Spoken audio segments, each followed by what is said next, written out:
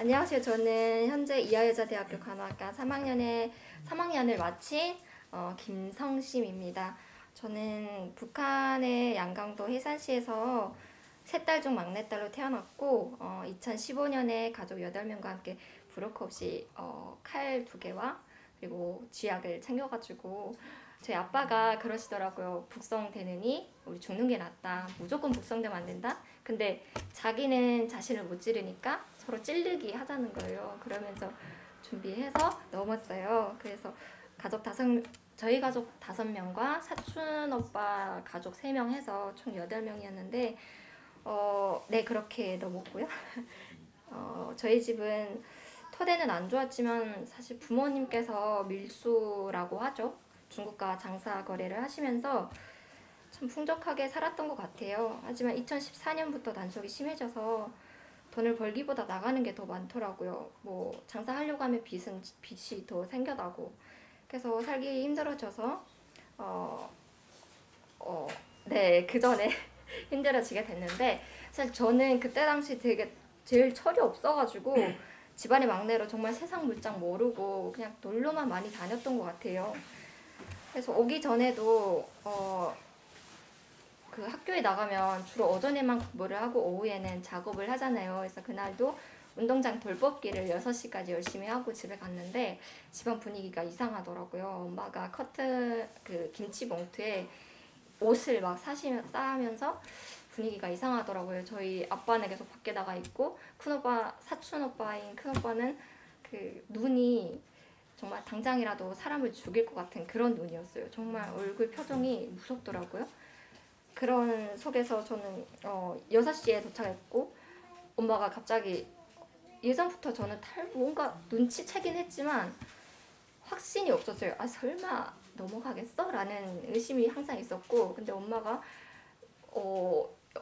제가 가니까 우리 여기서 더는 못 산다? 넘어가자 라는 말을 해주시더라고요. 근데 그 말을 듣는데 갑자기 숨이 막히고 이제 친구들을 더는 못 보는 건가? 이제 어떻게 되지? 그냥 말문이 막히고 너무 이게 두근거리더라고요. 심장이. 그래서 너무 이 상태로 도저히 안 되겠다 싶어서 아빠가 계속 막 최대한 자연스럽게 움직여라. 눈치채면 안 된다. 사람들 들어오면 최대한 자연스럽게 없었던 일들 이렇게 해라 하는 거예요. 근데 저는 도저히 그게 안 돼가지고 마지막으로 북한 밥에 김치물 해서 밥을 한 공기 다 먹고 중국 노래 틀어놓고 마지막 춤을 추고 그리고 7시에 제가 대판거울 앞에서 춤을 정말 한껏 췄어요. 그렇게 안 하면 정말 못 살 것 같은 거예요. 그래서 7명이 그렇게 제 의견이 뭐가 중요하겠어요. 넘어간다니까 따라와야지. 그래서 발복을 하게 됐고 저희 집 바로 뒤로 넘었어요. 그때 9월 중순쯤이었으니까 달빛이 너무 밝아가지고 사람 형체가 너무 잘 보이는 거예요. 그리고 바로 뒤가 경비초소가 있었고 정말 그냥 그야말로 지뢰밭이었죠. 그런 상황에서 저희 압록강에 철조망을 뚫고 압록강 내려서 손에 손을 잡았어요. 8명이. 그때 갑자기 누가 달려오는 거예요. 따라오는 거예요. 너무 깜짝 놀라가지고 손을 누가 온다 이러다 보니까 손을 잡았던 손을 다 놔버리고 와다다닥 뛰어들었어요. 압록강에. 근데 그러면서 저는 혼자 몸을 이기지 못하고 막 이러다가 옆에 있는 오빠 손을 잡았고 정말 오빠에게 모든 걸 의지하고 그냥 질질 끌려왔죠. 나중에 안 사실이지만 그 날 달려오던 사람이 저희 아빠였다고. 아빠가 좀 꼼꼼하셔가지고 철조망을 그냥 넘어오면 되는데 다시 이었대요. 그거를 잊느라고 늦게 왔다고. 근데 작은 오빠가 그걸 모르고 보이부 사람인 줄 알고 칼을 빼들었다고 하더라고요. 근데 작은 언니가 다행히 알고 있어서 말렸다고. 아빠라고. 그래서 다행히 칼부림 없이 압록강은 그렇게 무사히 넘긴 했는데 그 이후가 문제였죠. 저희는 정말 도깨비들이었어요. 그냥 아무 선 없이 막무가내로 6년 전에 먼저 왔던 큰엄마 전화번호 하나 가지고 넘었는데 엄마가 밀수하던 그 중국분이 한 분이 그 한족분이 있었는데 그분이 한두 명이면 살려주겠는데 8명 내가 죽는다고 나가라고 신고하기 전에 왜 넘어왔냐고 하는 거예요.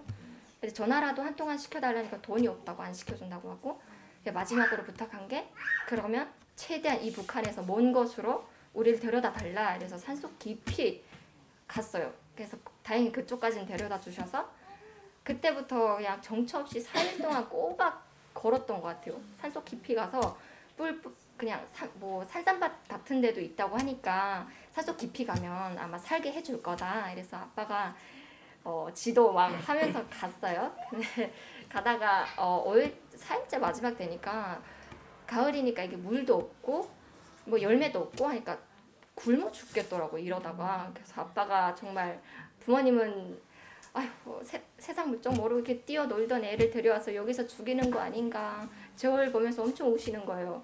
그러다 아빠가 우리 이제 안 되겠다 죽더라도 밥 한 번 먹고 죽자 이래가지고 이제 사람을 찾아갈 수밖에 없다. 그래서 일단 사람 사는 데를 찾아가기로 했어요.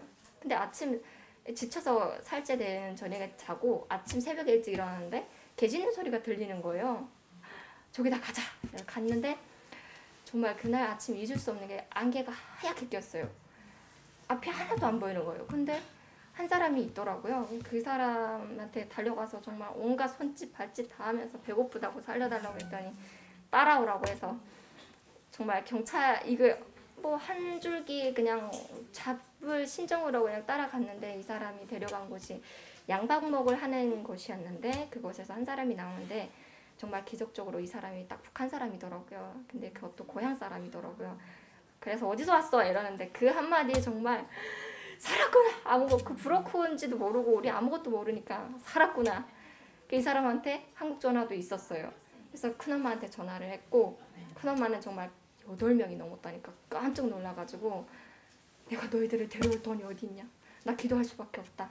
기도하다가 그때 당시 큰엄마가 다니시는 교회에서 선교사님이 중국에 나가서 사역하시던 상황이었고 그 선교사님을 통해서 또 열방성 교회에서와 그리고 미국 교회에서 저희 가족에게 후원을 해주셔서 정말 무사히 구출되긴 했어요. 사실 시간상 관계로 다 건너뛰긴 했지만 그 정말 구출돼서 오는 과정도 세 딸 팔아 넘기겠다. 엄마 아빠 떨어지는 상황과 정말 그 경찰한테 들켜가지고 그 차를 타야 되는 상황을 다 12시간을 걷고 정말 무언의 그 공포상을 다 넘어서 무사히 구출돼서 성경 공부를 중국에서 3개월 하게 됐고 그 후에 또 이렇게 무사히 자유의 땅 한국으로 오게 됐죠. 2016년 2월인가 그쯤에 도착을 했던 것 같아요. 그래서 도착을 해서 저도 처음에는 사실 공부에 대한 열정도 없었고 저는 공부라는 의지가 없었어서 사실 일반고에 너무 들어가고 싶었지만 그게 이유가 공부는 아니었고 저는 교복이 너무 입고 싶었어요. 그래서 학생들 교복 입고 다니는 게 너무 예뻐 보여가지고 그래서 나는 교복 입고 싶어서 가야겠다 이래가지고 갔는데 정말 제가 천진난만하게 생각했던 그 교복과 달리 일반고에 사실 중학생의 성적은 없이 바로 고등학교 가다 보니까 너무 힘든 거예요. 김시성이어가지고 맨 앞줄에 또 앉게 됐고 짝꿍이 너무 공부 또 잘했어요. 영어 첫 테스트를 봤는데 제 시험지에는 B가 내리고 있고 너무 부끄러워서 옆에를 못 보겠더라고요. 그래서 첫 모의고사 때는 시험지 딱 받았는데 그 답안지에다가 제 이름 그 감독 사인란에 제 이름을 딱 써놓고 앉아 있었어요.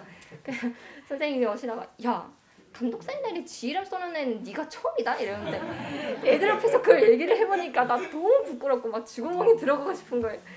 그런 상황도 있었고 막 역사 시간마다 돌아오는 팀플과 영어 그룹 모임과 이게 계속 저한테는 공포 상황이었어요. 애들한테는 막 북한말 티 안 내려고 저녁마다 유튜브 따라보고 막 이랬는데 그러다가 제가 유일하게 숨 쉴 수 있었던 곳이 교회 셀 모임이었거든요.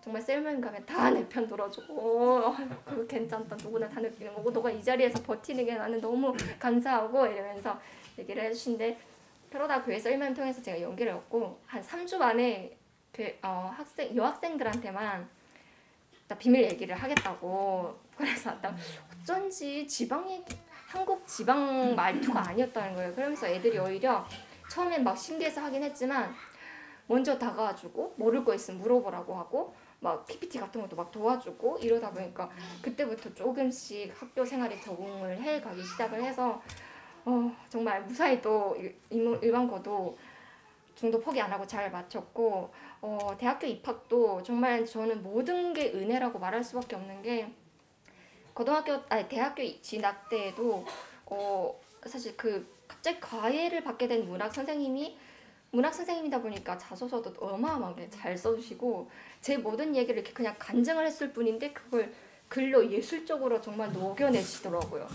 그렇고 또 담임 선생님이 예전에 입학사정관으로 대학교에서 계셨기 때문에 성적 관리와 제출 서류와 모의 면접까지 일일이 다 봐주셔가지고 완벽하게 정말 도움의 손길 묻혀주셔서 대학교도 입학을 했지. 그리고 또 대학교 입학해서도 거리가 좀 멀었었는데 대학교 바로 앞에서 또 공부할 수 있게 저희 동아리 통해서 집을 마련해 주셔서 그것에서 저희 동기들이랑 같이 공부를 하게 돼서 지금까지 3년 이렇게 마쳤어요. 사실 제 혼자 힘으로 절대 할 수 없었던 것을 정말 단연 말할 수 있는데 혼자서는 정말 하나의 과제도 이 대학교 와서 1학년만 마치고 중도에 포기했을 거예요. 근데 옆에 동기들 덕분에 잘 맞춰서 왔고 네, 정말 신기한 거는 제가 어디를 가든 계속 교회를 다니시는 분들을 만나게 해주시더라고요.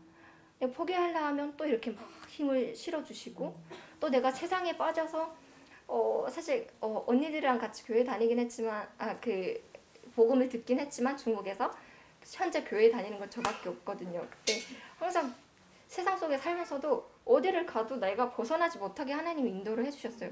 어딜 가도 교회, 어느 모임 가도 교회, 누굴 만나도 교회 다녀.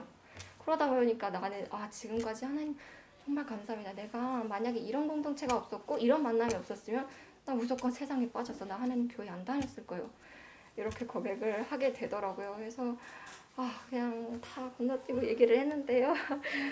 저는 사실 5분이 너무 짧았어요. 네, 그래서 정말 모든 가정에 하나님 정말 그 저주받은 땅에서 저를 구출해 주셨고 또 하나님의 말씀으로 저를 키워주셨고 영적으로도 NK피플 통해서도 정말 각 공동체마다 내가 보지 못했던 나를 영적 발견을 해주시더라고요. 그래서 선교도 고등학교 2학년부터 하나님이 해외로 저를 이렇게 선교를 보내시는 거예요. 필리핀 선교, 그리고 캄보디아 선교, 또 올해도 필리핀 선교. 근데 가면은 또 북한과 다른 상황을 계속 보여주셔서 참 그 안에서 내가 하나님 정말 영적으로 내가 이곳에서 선교를 하러 왔지만 그게 아니라 내가 오히려 더 섬김을 받고 왔고 내가 영적으로 성장해 가네요 라는 고백을 하면서 지금까지 그냥 모든 것이 은혜입니다. 그러면서 제가 제일 좋아하는 찬양이 모든 것이 은혜 이 찬양을 제일 좋아하거든요. 정말 내 삶은 모든 게 은혜였고 지금 이 자리에서도 그게 제일 중요한 것 같아요. 복음은 그냥 지금 통일을 준비한다고 막무가내로 안 되는 거 다 알지만 복음 통일만이 될 게 아니고 복음 통일만이 우리 나라를 구할 수 있겠구나. 그러기 위해서 내가 지금 상황이 아니라 한 명이라도 내가 더 전도를 할 수 있고 그때 나가서는 탈북을 할 때보다는 그래도 좀 바뀌어서 내가 무언가 할 수 있는 사람이 돼야 되지 않을까? 그런 걸 선교를 통해 계속 보여주셔서 네, 지금 자리에서 정말 부족하지만 그럼에도 계속 일어나서 꿈을 키워가고 있습니다. 그래서 정말 부족하지만 이렇게 내 삶을 나눌 수 있는 기회 주셔서 너무 감사드리고요. 모든 영화 우리 하나님께도 올려드리고 살아계신 예수님 정말 감사하고 또 감사합니다.